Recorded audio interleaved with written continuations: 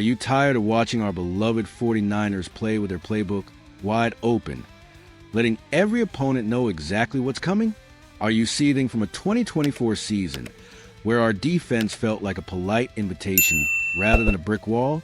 Well, hold on to your hats, faithful, because the winds of change are howling to the Bay Area. I'm Cal Mason, and today, on the 49ers Insider Report, we're not just talking news. We're dissecting four earth-shattering developments that promise to redefine the very soul of this franchise.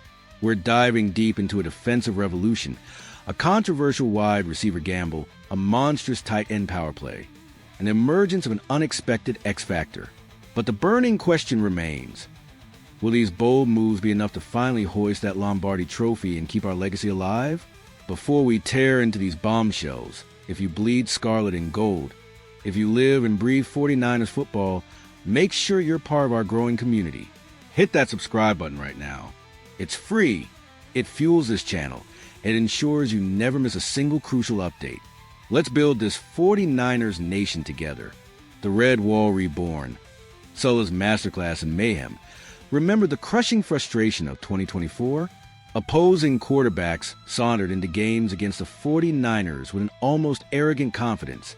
And who could blame them? Our defense was a predictable, almost robotic spectacle. It was like watching a bad magician doing obvious tricks. Safeties barely moved, blitzes were telegraphed, and Nick Bosa, our generational talent, was double-teamed on virtually every snap. The result? Mediocre offenses suddenly looked like world beaters. That era of defensive predictability is over.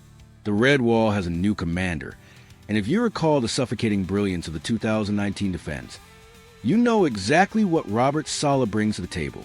Saleh isn't just one of the best defensive coordinators in the NFL. He's a strategic mastermind who thrives on messing with quarterbacks' minds. The core of his system is pure, unadulterated disguise. Before the snap, the defense shows one thing, but the moment the ball is snapped, it's something entirely different. Safeties move late, confusing quarterback reads and forcing that crucial split-second hesitation. In a league where every tenth of a second is the difference between a first down and a sack, or a completion and an interception, that hesitation is gold. And it doesn't stop there. Forget the days of always sending the same four linemen. Saleh's blitz packages are a jigsaw puzzle designed to leave offensive lines bewildered. He'll unleash linebackers, nickelbacks, even secondary players from unexpected angles. Sometimes it'll look like 7 guys are coming, but only 4 get home. Other times, it'll be just 4, but the wrong 4, leaving the quarterback lost and the offensive line out of position. And you know what that means, faithful? A free Bosa. And when Bosa is free, chaos erupts. Just a stark reminder, under the previous regime, the 49ers defense looked like a team playing with a manual open. Opponents knew what to expect. With Saleh, every snap is Russian roulette for the other side. The expectation is that this transformation will directly impact turnover ratio, third down efficiency, and, crucially, the psyche of rival offenses. Remember how that 2019 defense suffocated opponents? Saleh was the architect. Now, with even more pieces at his disposal, he can elevate this group to a level we didn't even see that season. But here's the million-dollar question. Does the current roster possess the football IQ to absorb and execute all this complexity? Because if not, this defensive revolution could quickly devolve into a chaotic mess. The Claypool conundrum, a gamble worth taking? That leads us directly to another point of tension, the offense. While the defense promises to become a deadly puzzle, the offense is navigating an uncomfortable transition. And there's a name floating around behind the scenes that could either be the key to unlocking new potential or another ticking time bomb. Would you, the most passionate fan base in the NFL, trust your future to a player who hasn't stepped on the field in 2 years and became a punchline on 3 different franchises? That's exactly what's being considered in San Francisco. Chase Claypool, the same guy who flamed out with the Bears, disappeared with the Dolphins, and didn't even touch the field for the Bills in 2024, is now appearing as a potential reinforcement for the 49ers. And the craziest part? It actually makes sense. But hold your horses, because this story has more layers than it seems. First, the context. Our offense lost Deebo Samuel, traded to create cap space after Brock Purdy's massive contract extension. Brandon Ayuk, our biggest hope in the receiving core, is still recovering from a brutal knee injury. That leaves Jawan Jennings and rookie Ricky Pearsall as WR1 and WR2, two good names, but perhaps a bit raw to lead a Super Bowl-bound campaign on their own.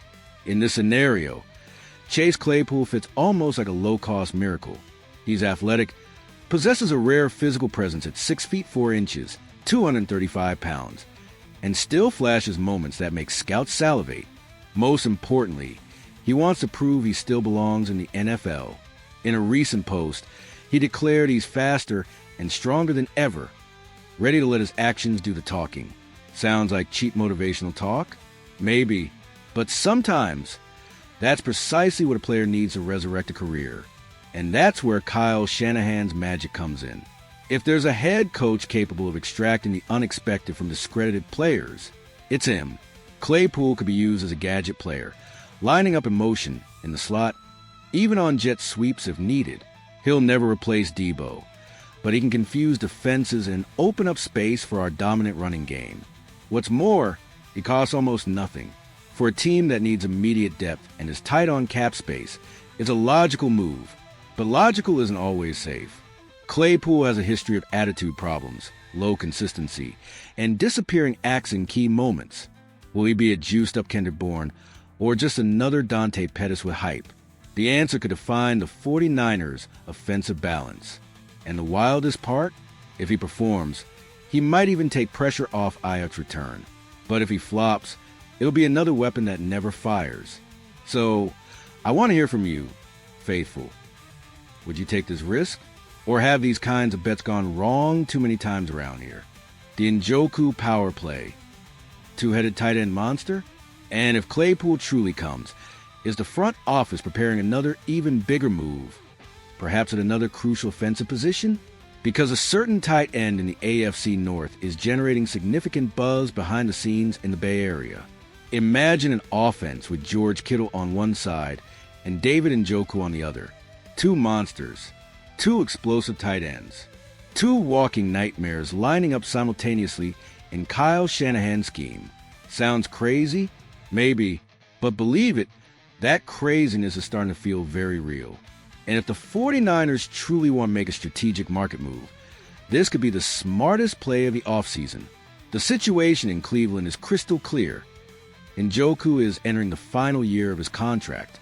The Browns just drafted Harold Fannin Jr., signaling a potential renewal of their tight end room by betting on youth. Keeping Njoku for another year only to lose him for free? That's not strategic at all. That's why a trade now is the most logical scenario, and the 49ers appear to be the ideal destination. San Francisco is in full win-now mode, and that demands depth. George Kittle is a monster, but he's already over 30, has a history of injuries, and can't play every snap with the same intensity. Having a second elite tight end like Njoku would give Shanahan a new range of formations with 12 personnel, double vertical routes, and even blocking plays with absurd physical dominance. And that's not to mention the psychological factor. Imagine a defense having to deal with Kittle and Njoku on the same side of the field. It's like putting two trucks to race against a squadron of linebackers. Njoku isn't just anyone. He boasts 3,928 career yards and 30 touchdowns, plus an average of 10.8 yards per reception. In 2024, even with an unstable offensive rotation in Cleveland, he accumulated 505 yards and 5 touchdowns. That's with mediocre quarterbacks. Now, imagine him with Brock Purdy in a refined system, with well-designed routes, play action working, and the freedom to exploit mismatches against safeties and linebackers. It's a terrifying scenario for any opponent. And the best part? Njoku blocks well, lines up in multiple positions, and accepts the dirty work, which perfectly matches the red and gold philosophy. The big question is, how much would it cost? A 2026 third-rounder, a rotational player, plus a conditional pick. Nothing that compromises our future, especially if the goal is to hoist the Lombardi Trophy now. But the doubt lingers. Will the front office dare to pull that trigger, or will we continue betting that Kittle will last the entire season alone? The Guerendo X-factor, a hidden missile? And speaking of offensive surprises, a little talked about name could be the breakout player of the year, and no one is ready for it. You blinked and might not have even noticed, but the 49ers' most explosive weapon might not be Brandon Ayuk, nor George Kittle, nor even Christian McCaffrey, but rather a name most fans still haven't learned to pronounce correctly, Isaac Guerendo. The guy runs a 4.33 40-yard dash, weighs 220 pounds, and catches passes like a wide receiver. And yes, he's about to become the NFC defense's biggest nightmare. The truth is simple. The 49ers offense is at a delicate turning point. With Deebo Samuel gone and Ayuk recovering from a heavy knee injury, the team desperately needs someone to bring immediate dynamism. And while everyone's looking at Pearsall, Robinson, or even Claypool as potential saviors, the one who can truly step into the spotlight is this elite runner who spent 2024 on the bench, waiting for his chance. Guerendo isn't just fast. He's smart, knows how to read gaps, protects well in blitz pickup, and most importantly, has reliable hands. In 2024, even playing sparingly, he caught 15 of 16 passes and averaged 10.1 yards per reception, more than McCaffrey, who had 9.7. That says a lot. In practical terms, this means Kyle Shanahan can put Guerendo on the field without changing anything in the system. He executes screens, middle routes, motion alignments, and even vertical routes out of the backfield. What's more, with McCaffrey already approaching 29, it's crucial for the team to start managing his workload. Guerendo emerges as the ideal backup. Or perhaps more than that, he can be the guy who keeps the offensive threat alive even without CMC. Remember when Deebo Samuel would emerge out of nowhere and turn a 3-yard screen into a touchdown? Guerendo has that profile, and maybe even more physical explosiveness. Shanahan is obsessed with favorable matchups, and Guerendo is exactly the kind of piece he loves to hide in basic formations to then exploit mismatches against slow linebackers. Screen, swing, angle if the offensive line gives him 2 seconds, the damage is done. And with defenses focused on stopping Kittle or Pearsall, there's ample space for this camouflage missile. The question now is, will Shanahan have the guts to give him the ball in decisive moments, or will we waste another rare talent due to excessive conservatism? One thing is for sure, if Guerendo explodes, no one is holding back this offense. The ultimate test, is the legacy secure? But even with all of this on the radar, the question that has lingered from the beginning remains. Are all these adjustments and bold bets enough to keep our legacy alive? The 49ers are at a brutal crossroads. A defense reborn under Robert Saleh. An offense full of bets and unknowns. Claypool could be redemption or disaster. Njoku will be the ultimate bold move. Guerendo, a rocket about to take off. But none of that matters if potential doesn't translate into results. The red and gold's legacy is on the line, and the window won't stay open forever. The burning question, are we truly ready for this war in 2025?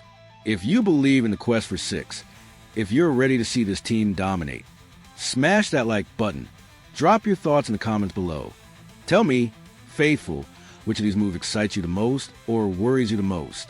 And if you haven't already, subscribe and join the members club to keep this flame burning. We're in this together.